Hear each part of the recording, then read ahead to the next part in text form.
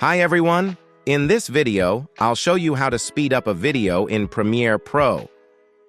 First, make sure you have your clip in the timeline. Use the razor tool to cut the section of the clip that you want to speed up. Switch to the selection tool and click on the part you want to speed up. Now press Ctrl+R or right-click on the clip and select Speed/Duration to open the speed settings. Here, you can adjust the speed percentage. For example, if you set it to 400%, it will play 4 times faster. Make sure Ripple Edit Shifting Trailing Clips is checked to keep your timeline smooth without gaps. If your clip has audio, check Maintain Audio Pitch to prevent the audio from sounding unnatural. Once you're done with the settings, click OK. Now when you play the clip, you'll see that it speeds up in the section you adjusted.